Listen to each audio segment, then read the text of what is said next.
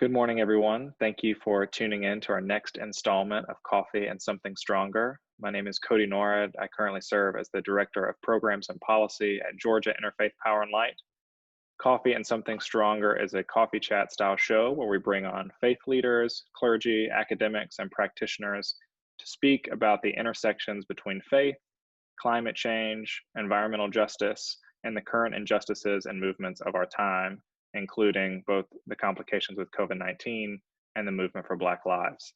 And this morning, I am very excited to have on a friend and colleague, Shantha Alonso, who is the Executive Director of Creation Justice Ministries.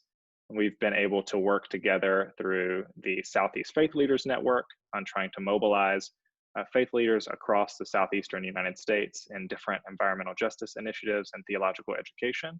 And so I'm excited to have her here to share more about her work and her journey. Shantha, thank you for joining me. Yeah, thanks for having me, Cody. Yeah. I'll pass it over to you if you want to introduce yourself more and tell us a little bit about how you got into doing the work you do now. Sure. So I'll start by saying that I'm speaking to you into the virtual world from my parents' house in northern Indiana, which is, I recognize in a spirit of truth-telling, reverence, and healing, the ancestral land of the Potawatomi people. I came into this work, I've got to start from my family, really. I come from an ecumenical family. My dad's side of the family has Irish Catholic roots. He has ancestors that came over in the potato famine. My mom's side of the family migrated to the United States from India when she was 6 years old. And they moved to Iowa. And they have different faith traditions in their backgrounds. My mom's side of the family in India, they were part of Martoma community as well as the Church of South India. And when they migrated here, they were actually welcomed. They had a sponsorship letter from a Lutheran congregation. And so they have become very connected to the Lutheran community here in the US. And then my dad's side of the family, Irish Catholic potato farmer heritage. And they have lived in Michigan, so they're Midwesterners. But they raised me. Well, first of all, they met in a anthropology of personality class in college and came from these two very different backgrounds. And, at the time when they met in the 70s, marriage between people as different as they were was not something that was very common. And when we look at the story of Loving versus Virginia, in some places it wouldn't have been too long ago, but it might not have even been allowed. Yeah. And so all of that is part of my faith story and my religious heritage. When I think about the family I was born into, my parents married and settled down in the Washington, D.C. area and raised me in a community where I was part of a mostly Black neighborhood in D.C., Northeast D.C., close to Catholic University. And then later on, we moved into the suburbs in Maryland, and I was part of a mostly Orthodox Jewish neighborhood. And so my formation as a child really was about navigating the two different cultural worlds of my parents, as well as being part of neighborhoods where I looked different and had different faith practices than everyone else. And so I really see all of that background as feeding into my work of bridge building and building mutual understanding towards justice issues. That's great. Thank you. We're going to dive into that in a few minutes, but I think that you brought a reading to offer. I did. So the reading that I brought is actually one to give voice to some of the grief that we're experiencing as a country during the COVID-19 crisis, as well as our public renewed reckoning with racial injustice and police brutality. And it's a poem called Tidal Pools, which I have been using a lot during our Ocean Month, National Ocean Month, which we just finished in June. So let's put ourselves in a spirit of reverence to hear Tidal Pools. Tears, like all prayers, trickle downhill to the sea, where they mingle with salted sorrows of ancient seasons. Each holy drop sanctifies the deep, and vice versa. A mutual immersion, a recompense, a communion. Tears, like all prayers, find their way home. And that piece is by J.D. Stillwater. Thank you so much for that. Could you say a little bit about why you chose that and how it resonates with you? Yeah, well, so much of our work with eco-justice is helping people connect the mundane with the sublime. And tears are such a tangible manifestation of the grief that we're experiencing together as a society right now. But not many people think about tears as being connected to their watershed. And when you do, it really deepens your spiritual sense of connection to the rest of creation. So I like sharing that piece with people. I think it Yeah, helps that's them really grieve good. and it helps them feel connected.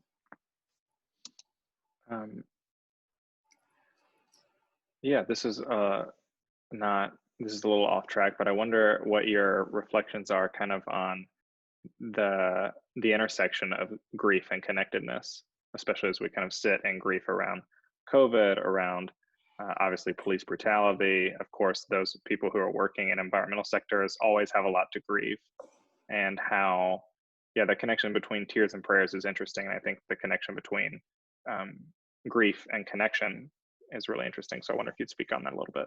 Mm-hmm. Yeah, well, we live in a culture that tends to bury grief or just like power through and keep on keeping on and like keep your feelings to yourself and, do what you need to do. And, in Christian traditions, we do have the power of lament as a tool to get ourselves through hard times by finding each other. And lament is something that you're supposed to do collectively.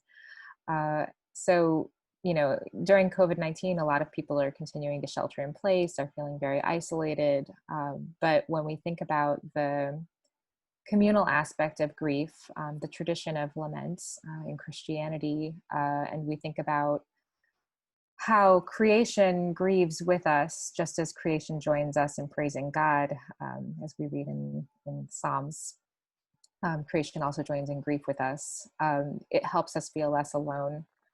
So we lean not only on each other as human beings, but also on the embrace of creation. Yeah, that's good. Last week on the show, I was interviewing Gordon Rogers, who is the Flint River Keeper, and he was talking about this sort of theme of creation being frustrated throughout scriptures, that there's this undertone that creation is subjected to human hands and is frustrated because of it. And then I always like to point out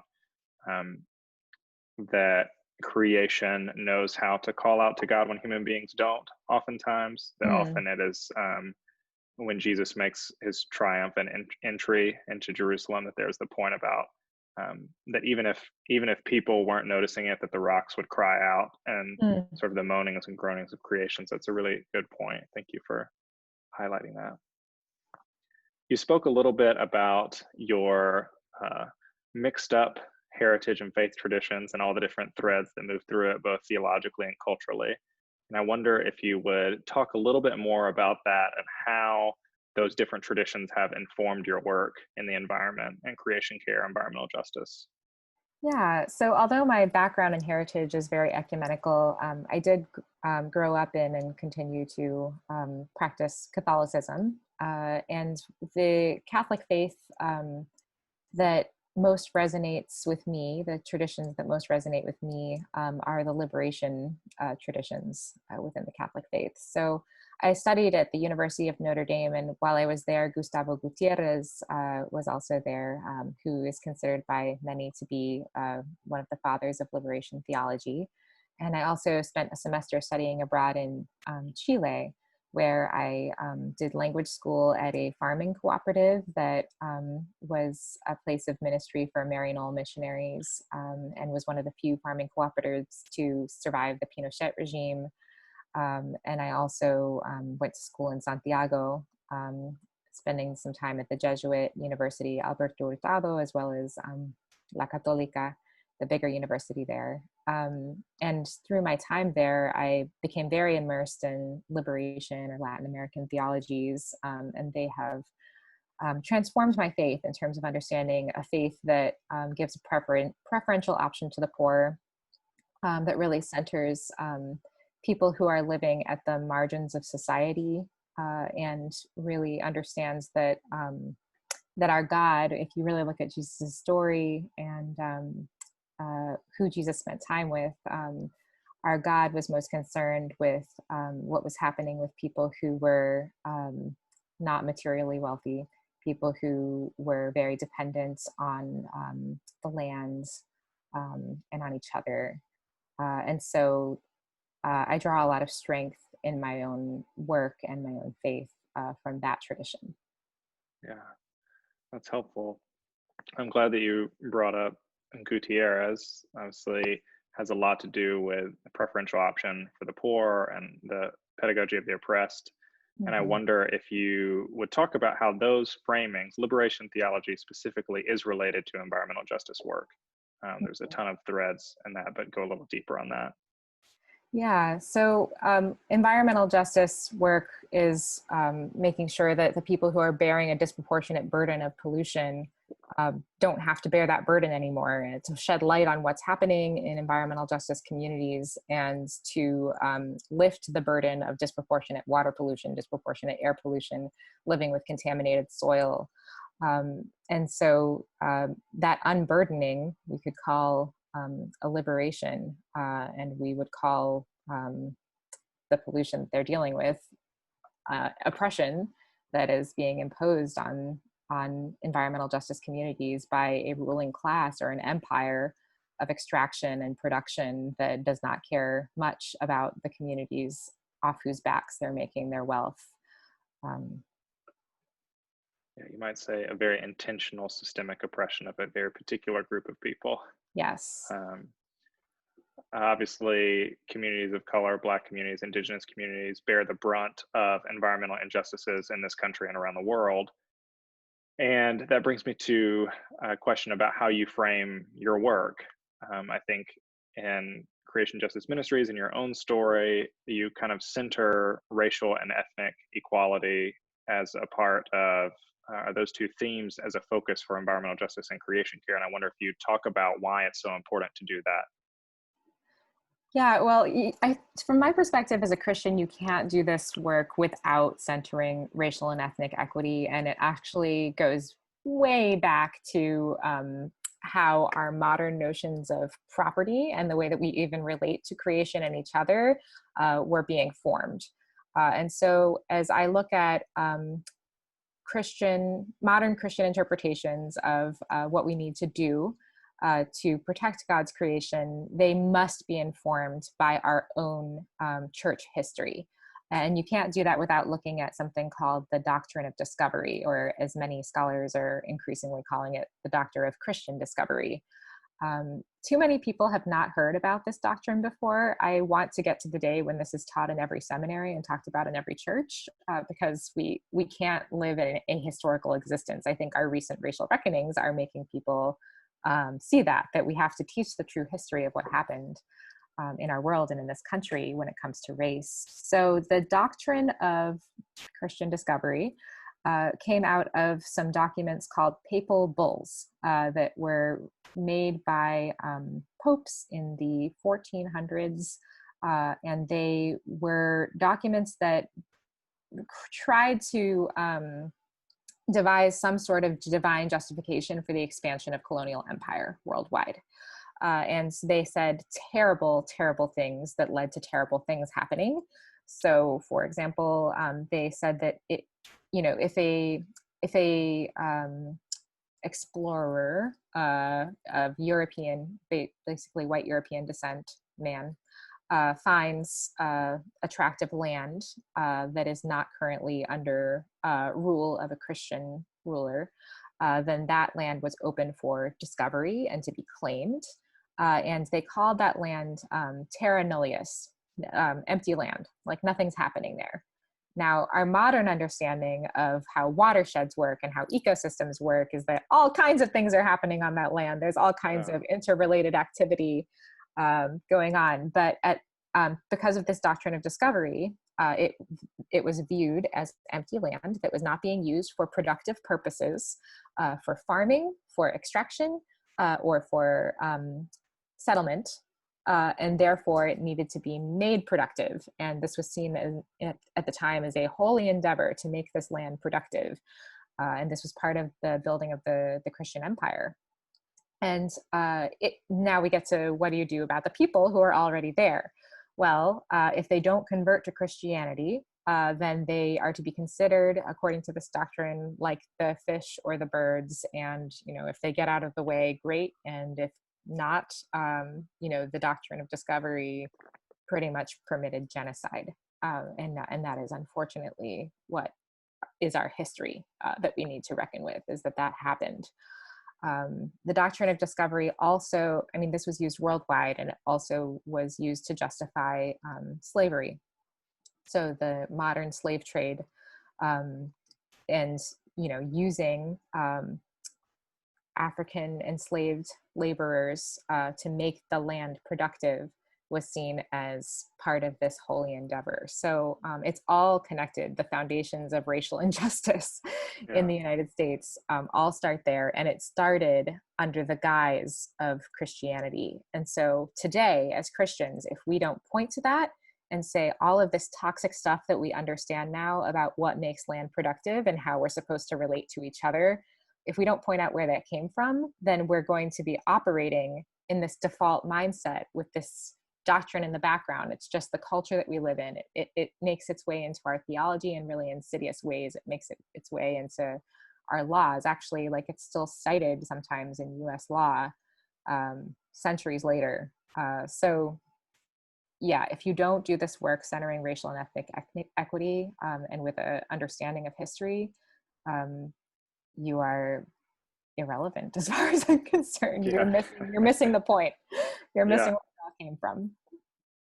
Yeah, thank you for bringing that doctrine out. And it's so clear how not only that doctrine perpetuates the kind of devaluing of different communities and individuals, but devaluing whole swaths of land for all sorts of purposes, all sorts of sacred lands, public lands, lands that maybe are better served running a pipeline through or something like that. And so I wonder, in your work, where extractive industries especially have a tendency to decide what's valuable and what's not, how should congregations and faith communities be countering that doctrine? And what's a new way to embrace their theological traditions in a way that pushes back effectively against the systems that devalue certain populations and also devalue certain lands? So that was a lot. There's a lot there. Yeah, there's a lot there. So one very basic thing that we invite faith communities to do, particularly congregations, is to recognize whose land they are on, what is the story of what happened to that land and how the land came into their possession. What happened to the indigenous people of that land? Where are they now? Who was there forced labor in their area? Who are those people? What is their history? Do not operate your congregation in an ahistorical way. Sometimes that information is no longer available, but a lot of times you can find at least something that can help you understand your sense of place and who has shaped that place over the years.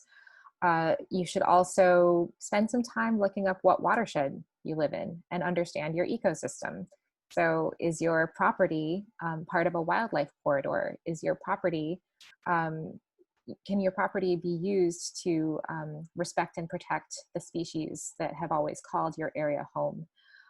This is loving your neighbor. This is loving your neighbor who historically has cared for this place that you are occupying. This is loving your fellow species neighbors that also need to occupy this space and use this land. Speaking of species, a lot of people don't know that globally, 1 in 5 species is either threatened or endangered with extinction. So these questions are very timely getting this understanding at a broader scale is very important right now if we are going to become better neighbors to our fellow species. Yeah. Well, you talked about kind of the worldwide question, so I'll ask you as an individual and in your professional work, you've kind of worked at all levels of environmental issues. You've worked on the international stage, on the national stage, and different state stages, and obviously in local grassroots communities. And I wonder if you talk about maybe the differences and challenges in those Mhm. stages, but also I think you would probably say that it's important to work at all of those stages and It why is. that's the case for you. Yeah. So many people have many criticisms of the international process that happens to create the Paris Climate Agreement. But whatever people say about it in critique, we have to recognize that that was an unprecedented uh, milestone in terms of many countries around the world coming together, recognizing that we have this shared problem and we need shared solutions, and making commitments to each other to fix these problems. Um, and these are commitments that not only have to do with funding the problem, but actually making changes ourselves in our own countries domestically to hit those goals. So the truth is, if we hit all the goals of the Paris Climate Agreement, we are not going to solve the climate crisis. But being part of that international forum where there is some international problem solving, knowledge sharing, and accountability is very essential. And so the Trump administration, of course, has tried to pull the United States out of the Paris Climate Agreement. If and when we have a new administration, I'm certain we will be back in it, as well as trying to increase the ambition of the international community to exceed the goals of the Paris Climate Agreement. And then whatever's happening officially at the international level in terms of national government connections, there's also the need to have international movement solidarity. So Creation Justice Ministries is an active part of the US Climate Action Network, and the US Climate Action Network is part of Climate Action Network International, CAN International. And this puts us in touch with other movement organizations all over the world that are also trying to push their respective governments to increase ambition on the climate crisis. So having those relevant connections is so important, because our perspective from the United States about what the problem is and what the solutions are is quite, it can be quite myopic when you think about the scale at which other countries are feeling the heat of the climate crisis, as well as approaching the solutions. We've got to learn from each other. So the international space is essential. For church organizations, we have a particular stake in the international conversation from a few different perspectives as well. Many church organizations have relief and development agencies that are working in different countries, and they may or may not have articulated in their relief and development work how the climate crisis is affecting that relief and development work. Same with the refugee resettlement programs that we have had really robust religious community participation in throughout the United States. If we don't understand the push factors that are pushing refugees into the United States, then we're doing everyone a disservice. We have to understand how the climate crisis is driving people out of their land-based livelihoods, homes, and fostering international conflicts. So we have to keep that international picture clear when it comes to church ministries. Yeah, that's very helpful. Can you talk a little bit about how, you know, you mentioned it a little bit. In my experience, sometimes the higher you go in, say, policy work or legislation, it's easy to lose sight of the environmental justice issues on the ground. It can become a lot about numbers, it can become a lot about carbon pricing, or sort of abstract how much CO2 do we need to draw down, without kind of deciding what are just and equitable ways to implement those policies in a way that actually takes care of communities and does right by them.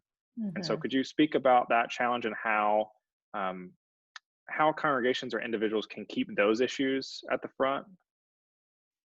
Yeah, so just as Perhaps every congregation could spend some time learning about their watershed and whose hands have tended and cared for their lands historically. Every faith community can also learn more about their community's environmental justice issues and who are our neighbors who may be experiencing environmental injustice and why.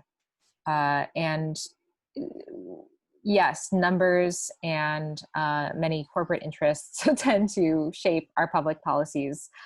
It is a unique role of religious communities to build relationships and tell stories. If you look at how Jesus did ministry, that was the MO: build relationships, share the parables, and help people understand how to build movements and move forward together. So, building respectful alliances with those, organizations that are coming out of environmental justice communities, finding ways that you can authentically partner with them while centering their voices is definitely a sacred task that is worthy of faith communities' time. This is one of the reasons why it's critical that faith communities stay engaged in the public square and the policy sphere to be able to tell these stories in different ways. Definitely. And many faith communities are part of environmental justice communities and are doing the organizing work under, the roof of the church. So, even better if you can build an ecumenical relationship and build Christian unity while also working on environmental justice. Right. And even, here we see a lot of those partnerships outstretched. Obviously, we're an interfaith organization, so how much further those contexts can go, and how some of those issues that you were talking about on the international stage are made quite plain when you have people from international communities in your congregations or in different traditions that you're working with. Right. On that, I will ask you a little bit about some of the programs that Creation Justice Ministries is doing. And I think, a lot about the Paris Accords is about time. How much time do we have? There's a short window in which we need to get a lot of stuff done. And I know that one of the cornerstone campaigns at Creation Justice Ministries is this Fierce Urgency of Now campaign. Yeah. I wonder if you could talk a little bit about that. Yeah, so the Fierce Urgency of Now campaign is based around a quote from Reverend Dr. Martin Luther King. He used this theme later in his ministry and actually shared this theme in his last big sermon at the Riverside Church in his Beyond Vietnam sermon. So I'm just going to read his quote, and then I'll talk about the campaign. Dr. King said, "We are now faced with the fact that tomorrow is today. We are confronted with the fierce urgency of now. In this unfolding conundrum of life and history, there is such a thing as being too late. This is no time for apathy or complacency. This is a time for vigorous and positive action." So Dr. King was obviously living in a very different time when he spoke those words. But I think he was living in a Kairos time. And that's what Creation Justice Ministries is calling people's attention to now, is that we live in a Kairos moment for God's creation. Kairos is a Greek word for time, but it's a different word than a word that describes the ticking of a clock, which would be chronos.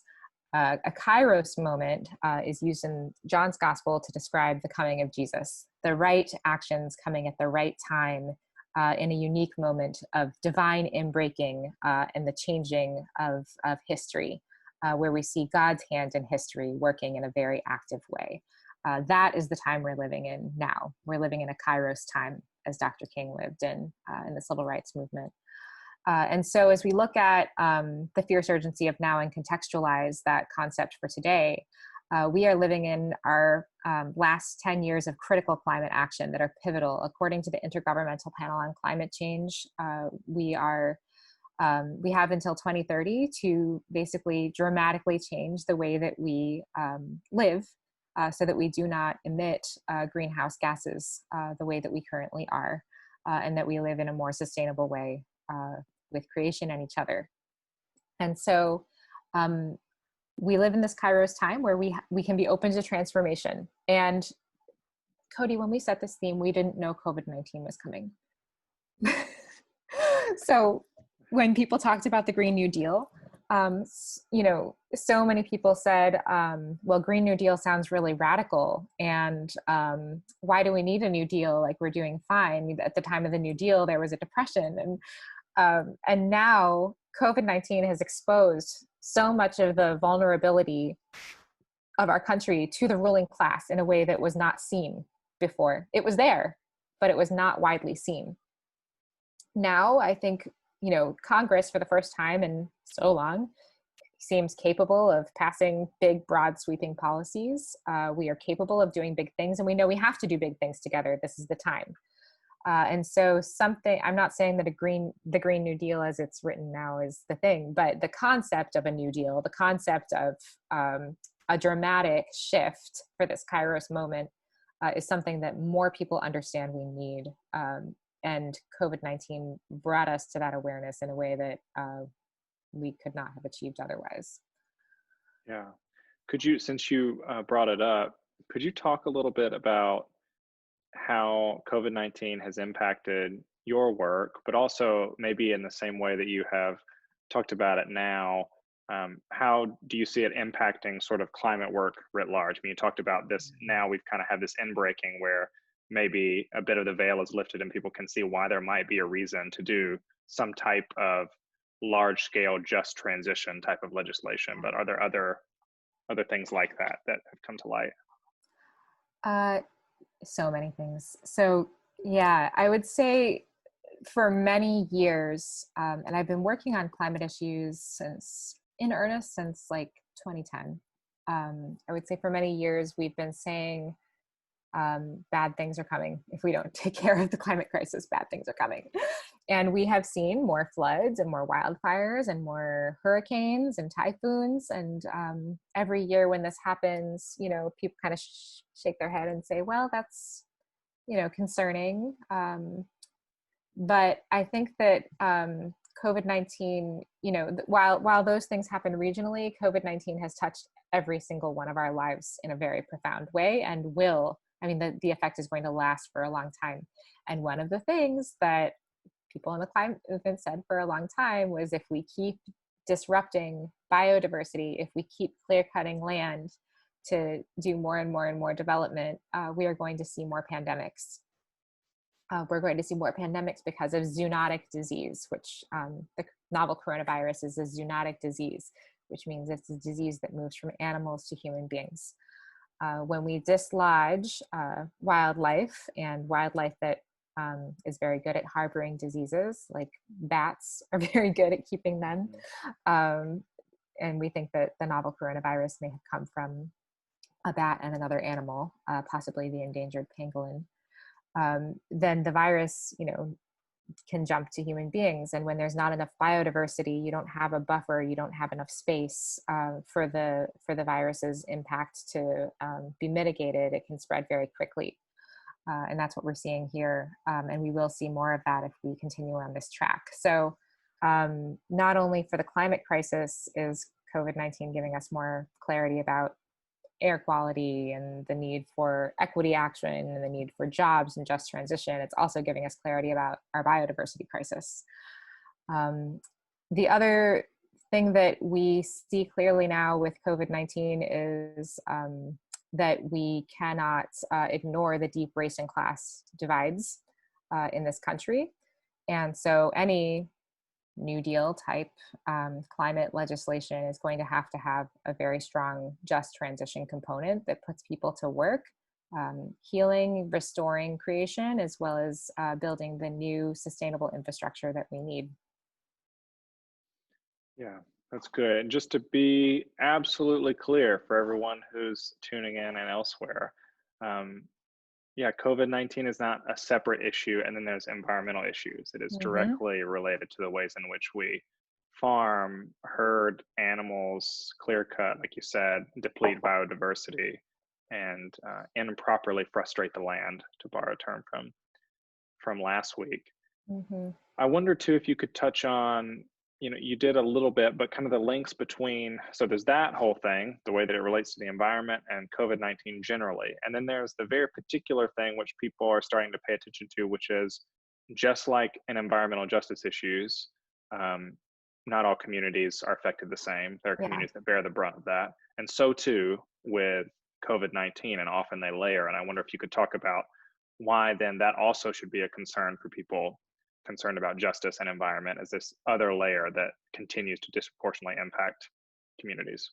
Yeah, so the racial injustice is not only something that should be a concern, it should be a key policy making consideration as we consider recovery funding post COVID-19. So we have seen through the very devastating numbers that Black communities are dying at about twice the rate of white communities from COVID-19. And that has a lot to do with environmental racism. There was a study that recently came out of Harvard that showed that air pollution in Black communities in particular has led to higher vulnerability to the virus because after a lifetime, or in some cases generations, of bearing a disproportionate, unjust burden of air pollution, you are more vulnerable to diabetes, to heart disease, to asthma, to all kinds of other uh, signs that your body's been bearing this burden. And then when COVID-19 hits on top of that, it makes it more deadly.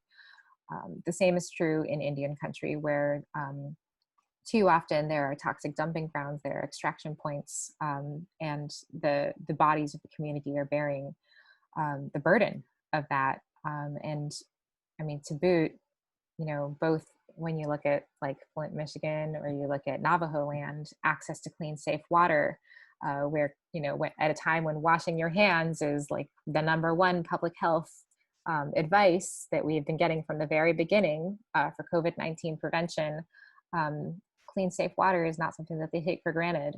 So as we look towards a recovery, we need to make absolutely sure that environmental justice resources are being directed towards the communities that need them the most. And that can be done through existing mechanisms such as the Environmental Protection Agency's Environmental Justice Grants Program, or we need to create new mechanisms. And I am very excited that the conversation of reparations has become live again. As a country, as we look at a just recovery and how to bring our country into a more equitable and sustainable future for everyone, let's look at reparations funding when it comes to community health. Yeah. Since we're on the topic of systems, I want to dig a little deeper and talk uh, particularly about police brutality and the systems which create. Again, it's related to this devaluing of Black bodies, bodies Yeah. of color, and how police brutality and other systems like that are related to the systems of environmental justice. And if you could talk about that. Yeah. So violence against Black bodies is so intimately related to our violent attitudes towards God's creation. And I have to go back to my comments earlier when it comes to the culture that the doctrine of discovery created in our country in terms of the value of life. This is the awful result, that when we look at the policing system and what it was created to support, even, the history of the policing system had to do with catching runaway enslaved people. And we can trace the system of slavery to the system that justified making terra nullius productive through enslaved labor of people who were deemed to not be fully human. So until we see the true value of and humanity of our brothers and sisters, and we have a theology that fully values them, a theology that pervades our culture, we will continue to see this horrific violence. And until we have a theology that values non-human life, we will continue to see horrific devastation of God's creation and a devaluing of ecosystems. So they are connected. Yeah, thank you for that. And I think pointing out not only the ways in which that devaluing is connected, but also it seems really important to name it as pretty sinful behavior. That it Yes. isn't only just kind of a misstep. It is actually a foundational breaking of the holy work that we're called to do. It is a violation of a covenant and a calling to Uh, do that. yes, and the theology underpinning it is heresy, and some traditions have said as much. And I would like to see more say so and be very clear about it. Yeah. We're getting towards the end here, but I wanted to ask you a little bit about, all of this that's going on. I know too that in a lot of your own work and the work at Creation Justice Ministries, there's a good theme about a sense of place. And the first guest that I had on the show was Dr. Jennifer Ayers at Cantor School of Theology, who talks a lot about place-based ecological education and sort of some themes of you can't really care for the whole world unless you learn how to care for a very particular place and can Hmm. fall in love with it and understand it. And obviously those themes are coming through with calling congregations to know who was on their land, what creatures were on their land, what injustices currently happen on their land, those kind of things. And I wonder, how does embracing a sense of place, how is that a means to reconnecting with ourselves and God's creation, and how does that make for effective eco-justice work? Hmm. So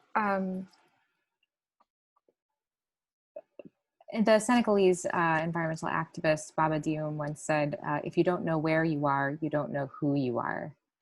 Um, as we work on our spiritual lives, we do not exist as individuals in a vacuum. We are connected to our place, and so we have been shaped by places. And so the spiritual work of understanding how our place shapes us and how we in turn choose to shape our place is one that is life defining.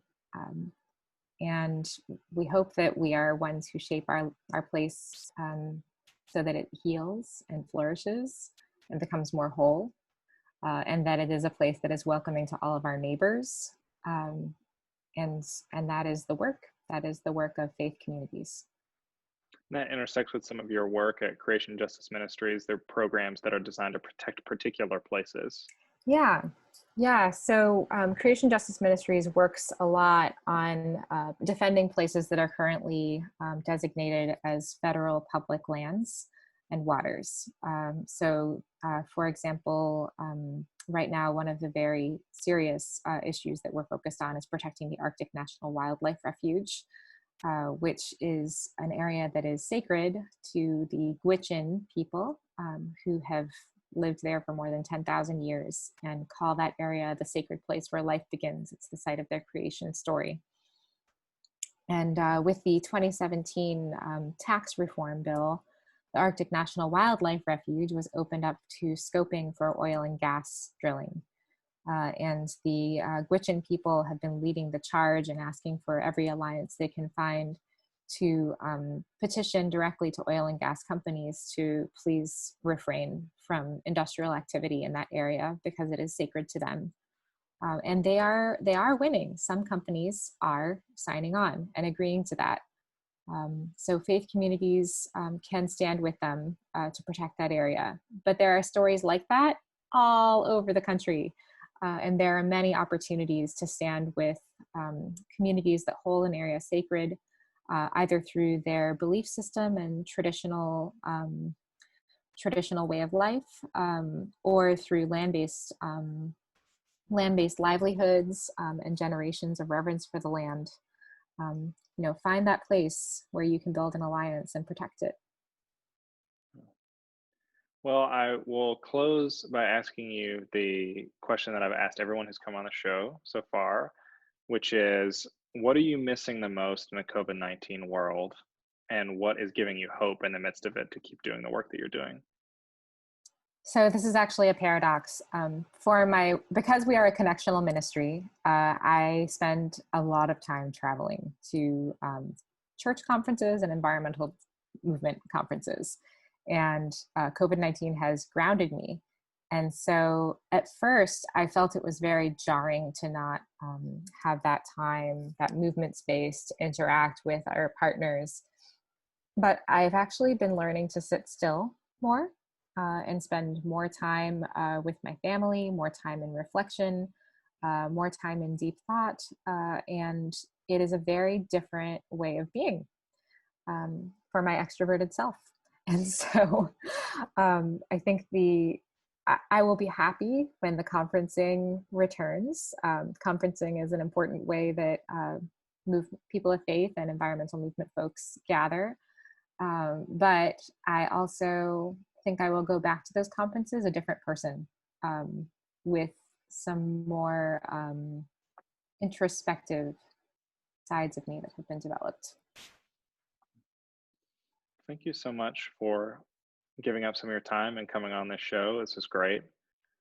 I will close us with a reading that is actually out of Ellen Bernstein's sort of inner spiritual Seder for Tu B'Shvat, but it's a poem by Saul Ticker-Shnakshvi, which I always pronounce incorrect. I'm sure that it is, a 19th century Israeli poet. And it reads, "Here on earth too God lives, not in heaven alone.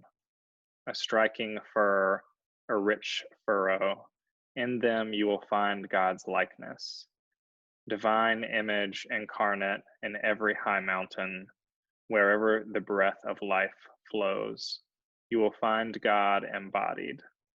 And God's household, all being, the gazelle, the turtle, the shrub, the cloud pregnant with thunder. God in creation is God's name forever." Thank you so much, Shantha, for joining us. Beautiful. Everyone, Thank you you. can find us at the same time, same place next week for a Coffee and Something Stronger, and we'll see you then.